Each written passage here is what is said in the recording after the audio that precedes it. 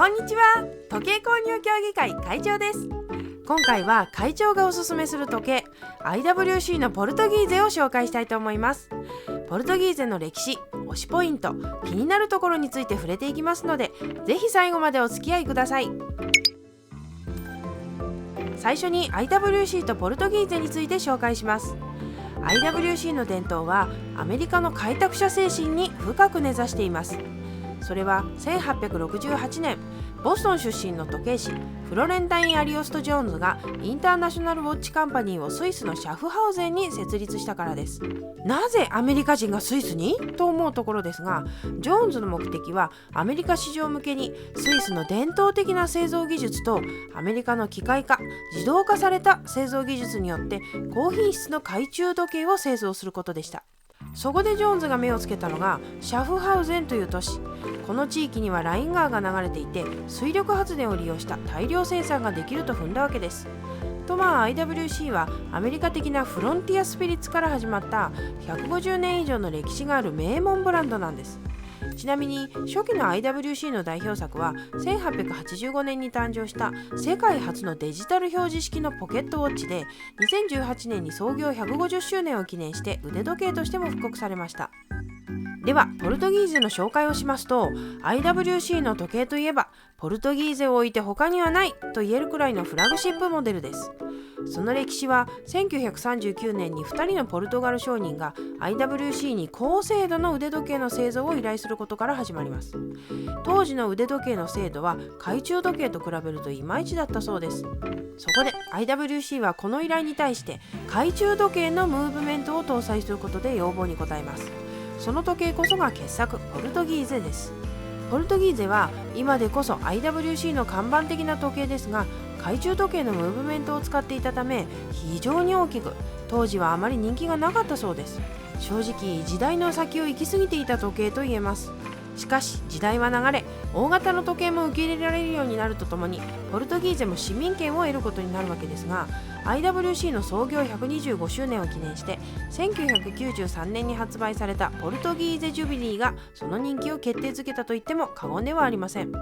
というわけでこのようなルーツが今のポルトギーゼのややクラシックなデザインと大きめのサイズに受け継がれています。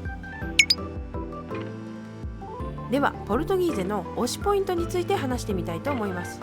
まずはこのデザイン。先ほど IWC はシャフハウゼンで創業したという話をしましたが、シャフハウゼンはドイツの国境近くの都市でドイツ語圏なんです。そのためいわゆるドイツ的な質実剛健が IWC の時計には感じられます。ポルトギーゼのデザインを見ても非常に実直でシンプル、華美なところはないんですが洗練された上品さを感じます。しかもカラーバリエーションが豊富なので自分に合った色を選べるところもいいですね。そしてアラビア数字のインデックスにリーフ針、これがまた癖がなくドレスすぎないので幅広いシーンで活躍してくれるというところもこの時計の魅力です。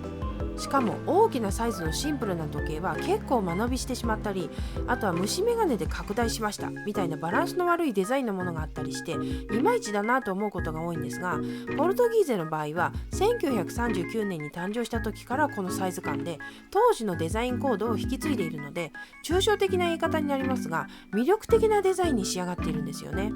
この余白の部分が心地よくもあります。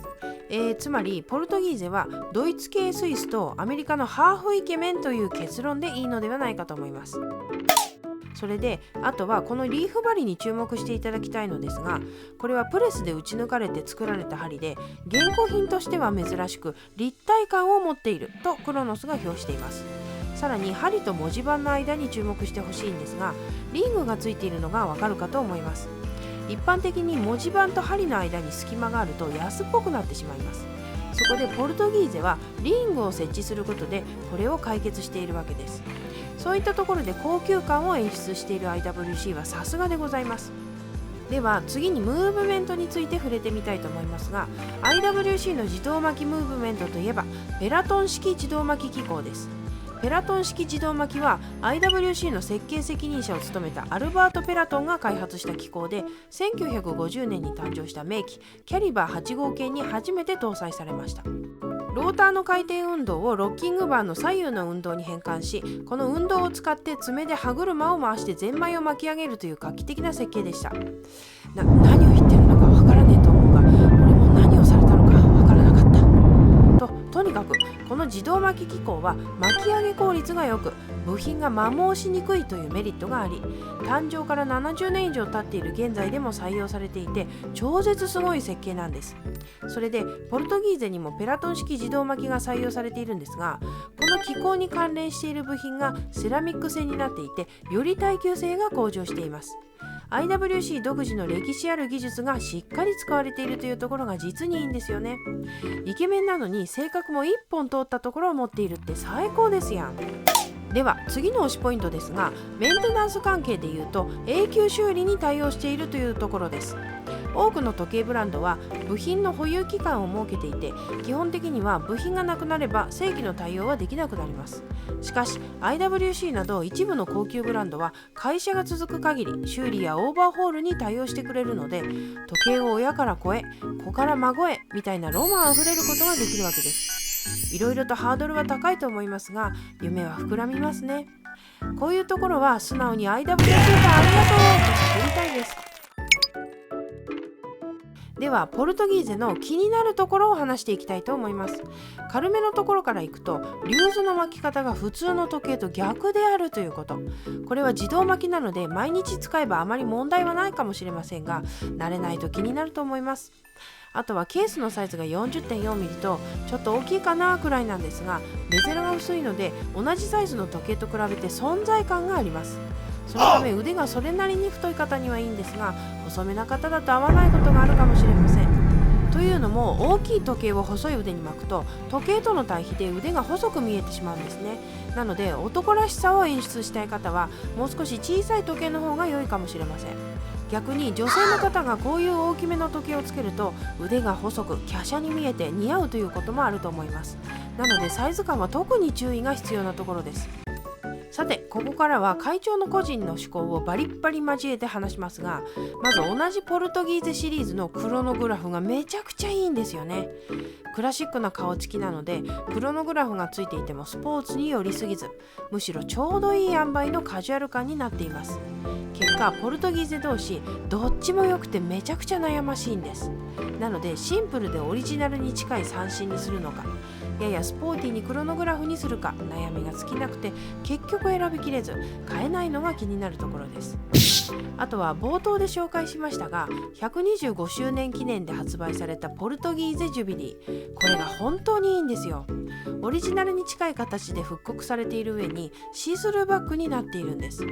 そこから見えるムーブメントが手巻きなんですけど、ケースにぎっちり入っていて古き良き機械式の醍醐味が味わえます。これが好きすぎてそういうポルトギーゼを出してほしいんです。もう少し具体的に言うと手巻きのムーブメントを積んでほしいんです。正直ポルトギーゼのルーツを考えると自動巻きは邪道だと思ってしまいます。ジャガールクルトが自動巻きのレベルスを出して失敗したので IWC は手巻きのシンプルなポルトギーゼをぜひ出してほしい。いや無理なことは分かっていますが、あれ欲しいんだわ。ということでいかがだったでしょうか。ポルトギーゼは両デザインで使いやすいのでおすすめです。では最後までご視聴いただきありがとうございました。